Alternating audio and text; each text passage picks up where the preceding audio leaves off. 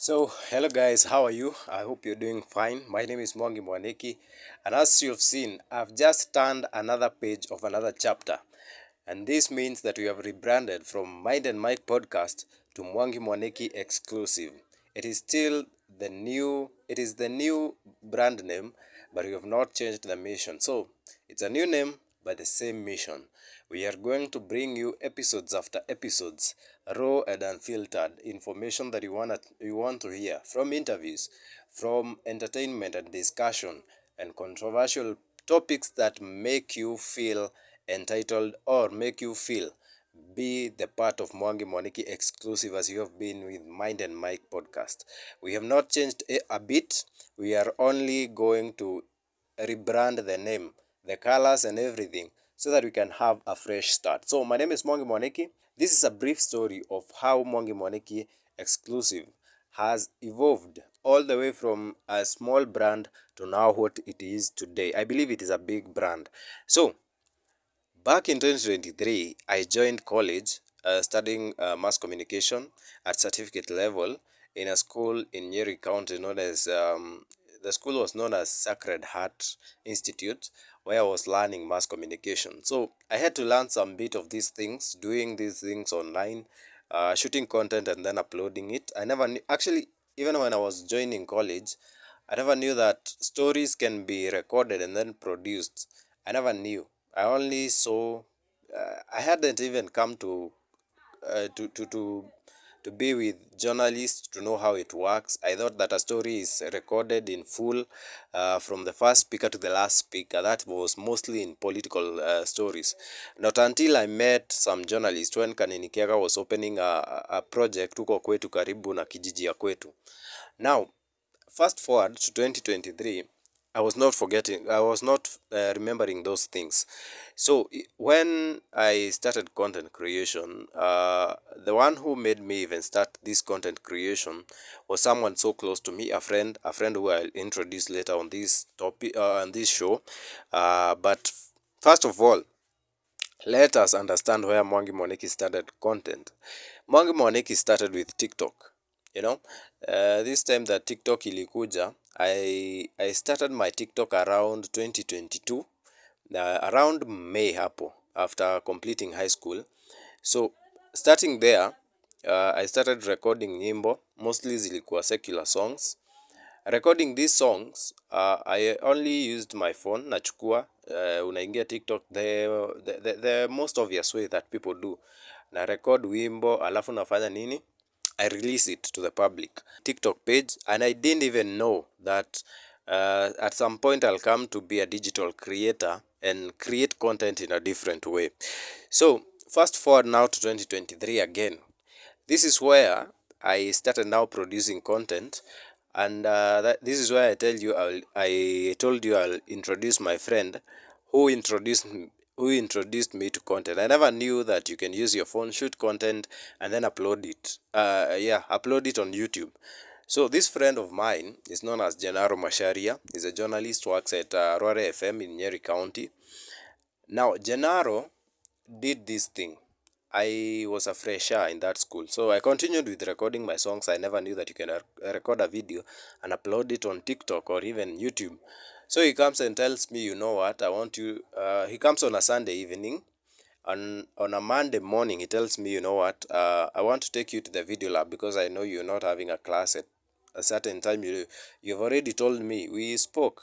Huyu alikuwa rafiki wa kwanza kupatana na yeye, tukaongea kama watu wanajuana 10 years. Up to now we are still very good friends. If I need anything, I usually call him and ask him hapa kuna fanyango aje, ama whatever I need help from any help, any kind of help. He's a friend who is always there for me, and someone who really inspires me, and someone who tells me to keep pushing. Actually, I know him as my brother. Now, Gennaro took me to the video lab, and he had some projects that he was editing. He edited some and shown me how these videos are edited using the softwares. And now we went out from now editing videos to now shooting videos, and then ikakuwa sasa tunaanza kushoot sasa videos, tunaenda kwa video lab, alafu tuna edit and then we release them. So That is why I got the idea of also starting my own YouTube channel. But first we recorded with him kitu kama 2 weeks hivi. Without the idea of mimi hata pia mimi naweza anza kurecord. I was under his wings. I thought that I could be under his wings for long, but I thought kwa nini pia nisianze? Unaona? So I also started recording short videos, naeka kwa YouTube, naeka kwa Facebook yangu back then, and then started now pushing my brand ikuwe visible kwa watu. But let me tell you guys, leo mnaonanga nikiwa confident. Let me beat your story. If there was a shy person, that was me. If you look at the videos, I don't know kama nitapata nikiedit hii video niwekee muone zingine vile nilikuanga shy. You can't believe that this is me who keeps on giving stories. By the way, for now, I think I can even talk for 3 good hours non-stop without even taking a break, because that is something that is now in me. I've done it from 2023 to 2026. That is some years, more than 3 years. It's not a joke that you wake up, that you sometimes think of what to do, and the only thing that comes in your mind is taking your phone. For example, this one, record it na hii yenye iko na cameraman wetu hapa. So that is what I started doing. Now in 2023, I continued with the content. Nikaanza na content ya Kikuyu. Nikaona ni kama content ya Kikuyu isongi, and it's like I'm not creative enough in Kikuyu. Lakini sikuwa najua it is the shyness that is affecting me, not that I'm not good at kufanya content. Not that I'm very good, no. Actually I believe niko hapo tu moderately, lakini I know I can do better things.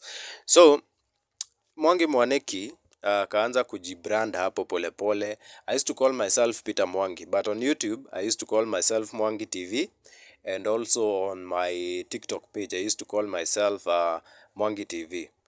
Lakini let me surprise you. The more things change, the more they remain the same. I used to rebrand so much to a point where sasa watu hata wanachanganyikiwa sasa wewe ni nani. I remember there is a time I used to call myself, there was a nickname that I was given, so I used to call myself Jije Mwangi. Nikaona ni kama pia hawajui hiyo ni nini. I started now calling myself Jije Mwangi TV. Then nikatoka hapo nikaanza kujiita Mwangi TV again. You see, going back to the same thing.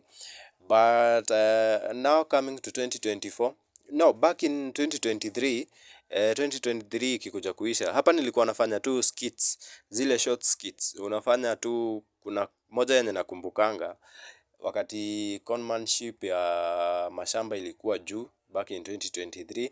Kuna kampuni zilikuwa zimeanza kuibia watu mashamba. Unasikia mtu alienda mahali sasa, now out of the companies, yani kwa mtu individual akaenda akamuuzia shamba, but it is not legit. So I remember I did something like something we used to call shamba conmen. There is also another script that I did that is known as Love for Money. That has been my best project so far. Hiyo ndo project nilipenda. Ilikuanga, it was a story that was supposed to show vile wasichana huvumilia wanaume, ama vile mapenzi inakuanga. On the side now we do not look for money. So unasikia hata tunaita love not for money. So I was looking for that love and showing people that true love still exists, out of my own imagination and creativity. By the way, not in high school, also in primary school, I was a very good composition writer. So it's not only in high school alone. I was a very good composition writer. By the way, hata nimekumbuka there is a time I scored composition nikapata 40 out of 50. Lakini najua hiyo ilikuwa exaggeration ya mwalimu. There's some message walikuwa anajaribu kupitisha. But you can imagine scoring 40 out of 50. In high school I was a very good insha writer. Nilikuwa naandika insha nzuri sana. Lakini sijui hiyo Kiswahili ilienda wapi. Usiniulize. So now tukakuja sasa kwa hizi content. Nimewambia nikapiga shamba conmen, nikapiga love not for money. Those are the only ones I remember. Nikarudi nikaanza kuwatch watu kama kina Mbote Jogu. So watching kina Mbote Jogu was one of the most inspiring content. So nikaanza kujua kumbe unaweza chukua simu yako, na kina Swings Mauno. So kumbe unaweza chukua simu yako, unaiongelesha, you converse with your phone, and then unaeka hiyo video. and then watu wana relate na hiyo content. I remember there is one advert that is always evergreen to me on TikTok. Nilikuwa na advertise ati kinyozi ya a broken cup. So you can imagine those kind of contents, just trying to be creative and entertain people. So it is not that kuna kikombe nimewahi ona mahali nanyoa mtu, hapana. It was just a way of trying to be creative and trying to think widely and ufanye nini bado ufurahishe watu. Now in the same 2023 nilianzanga kufanya recap ya mambo tunaitanga what do you call them, tunafanya what has been happening over the week, over the weekend and over the week. So nilikuanga nafanya Friday na Monday, but ikafika place nikaona naenda holiday. Nikienda holiday I forget about that. For the next 4 weeks inakuwa hakuna anything yenye na shoot hapo katikati, so I used to now go back to those short videos and then upload them as shorts on my YouTube, the former YouTube channel known as Mind and Mike, before sasa tukuje kwa back then nilikuwa naita Mwangi Mwaniki. Now coming to how I rebranded, tulikuja 2024. I asked my friend anaitangwa Lumina Graphics, anaitangwa Newton wa Lumina Graphics. By the way, if you want to get some logo, if you want to get some posters, some visuals for your company or your online work, contact Newton Wahome. I'll write his number down here. I'll make sure that I pin his number somewhere here so that you can get to partner with him.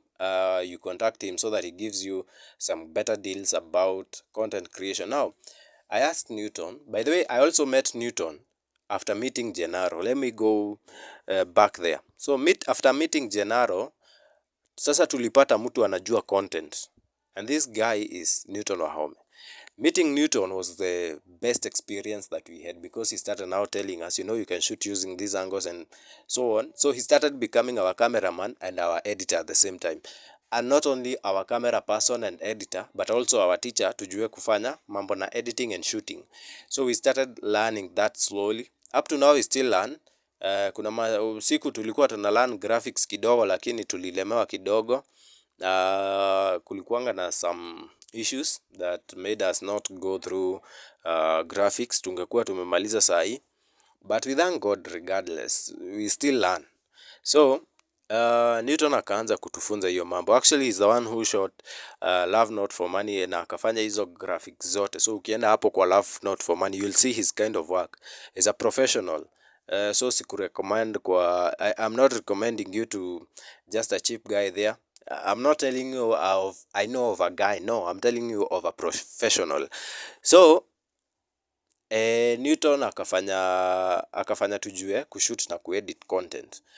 Now hapo ndo nilianza kuform basis. I remember when we went for attachment tukiwa shule, so I was left on my own now nifanye video zangu na edit and then I produce them.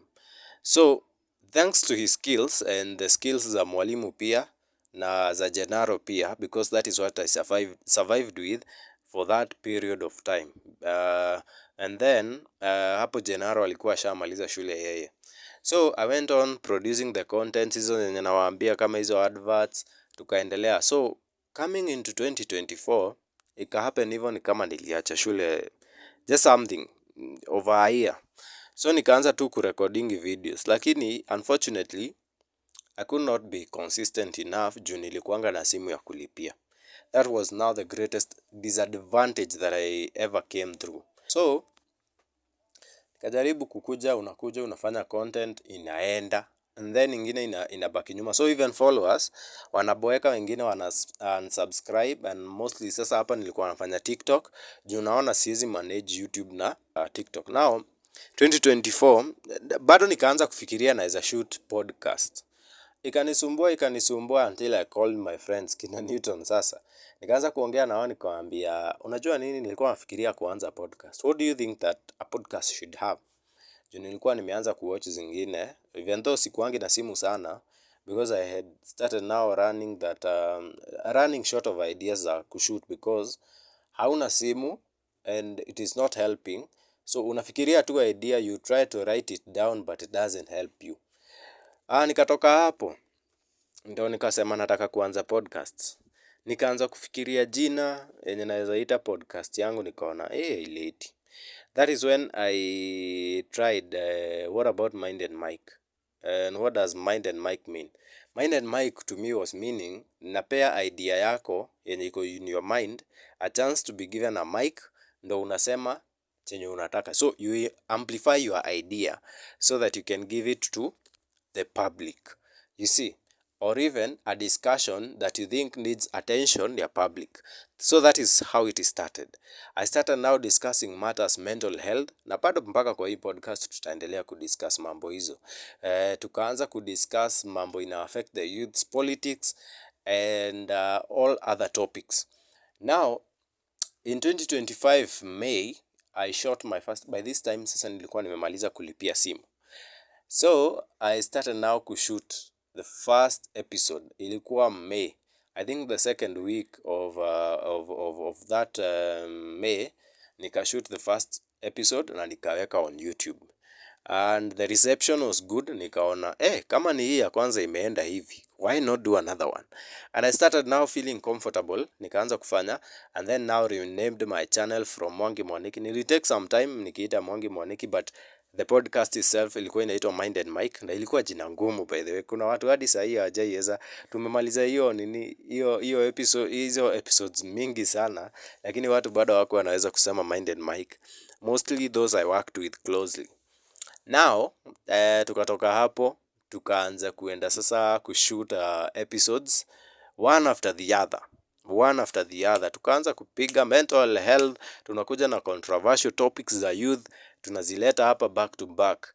And let me tell you, the reception was good, and now I started now seeing growth. That is why when I decided hizi content zingine ni good, but I don't think I'm made for that. I'm made for things like a podcast. I think I can stay, educate someone, and give insights, and also entertain people at the same time on one platform and on one set.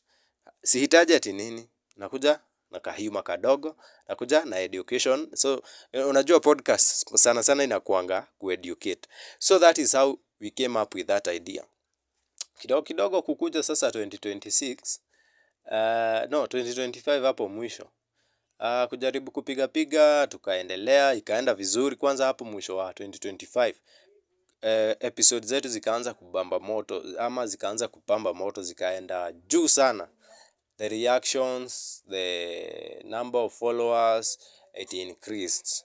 Sasa shida ilikujianga mahali tulipoteza YouTube yetu, because our email yetu ilijaa, tukashindwa kutoa hizo vitu. Mpaka wa leo najaribingi. So if you are there na unawatch hii episode, please tell us how we can do. Tunaweza penda sana kurudisha hiyo channel juu ndo watu wengi walikuwa wamesubscribe. Now, tukatoka huko. Sasa tuko huku sasa kwa Mwangi Mwaniki Exclusive. Tulichange jina from Mind and Mic to Mwangi Mwaniki Exclusive, just for the simplicity of looking for our channel. Hatutaki ati sana sana unaenda kutafuta Mind and Mic unapata Mind and Mic ni kama mbili. I also noted kuna watu wengine wanajiita Minds and Mic podcast. Nikaona we'll have a lot of competition, so I renamed it, nikaita Mwangi Mwaniki Exclusive, so that to make it unique, that is one, and also amplify that exclusivity ikuwe ni we can give you anything exclusively. Kama ni politics, kama ni economics, kama ni youth topics, controversial topics, we can talk about anything, even agriculture. Hizo utazipata hapa, I can tell you that. We do not have a specific niche. We are giving you all of them for you to just choose what you want to watch on Mwangi Mwaniki Exclusive, because it is an exclusive channel that is going to bring you ultimate entertainment and also ultimate education, insights, and also information, so that information can be at your fingertips. So Mwangi Mwaniki Exclusive is going to be your home for entertainment, for education, for insights, and for all other things that you are looking for. So Renaming to Mwangi Mwaniki Exclusive has also seen us change our logo from ile previous ya Mind and Mike, ile ya TV hapa na jina ya Mind and Mike Podcast. Sasa tuko na kengine ka play na kako na jina Mwangi Mwaniki Exclusive, alafu hapa chini kako na tagline ya raw and unfiltered, meaning that we'll be bringing you content vile nimekwambia, raw and unfiltered. Ni kama vile unaendanga kununua maziwa, unaambiwa hii maziwa ni fresh from the cow itself. Sasa hapa ni kama mahali uko pale gishagi kwenu. Kwa gishagi ya kwetu inaitwa Karuthingeto ama Kadegere. I don't know which is which. Niliambiwa Karuthingeto ni mto, alafu Kadegere ndio kijiji yetu. Msinibebe kwa ubaya ama Gen Z, you can relate. You can relate with that. So, from that, sasa tumekuja tu Mwangi Mwaniki, and we are asking humbly for your support vile mlikuwa mmetusupport, and this is the first episode. I decided to first tell you about it, and now there has come also another thing about the logo. Najua mmeona logo iko na some black and ile kala kubwa ni gold. Let me first talk about gold. We all know gold, and gold, the message in a sense sana is mostly when we are told that gold, if you want to know a good gold, it is passed through fire. So we've been tested through fire. Losing a channel with over 200 subscribers is not very easy. I don't know. I felt very bad when I lost that channel,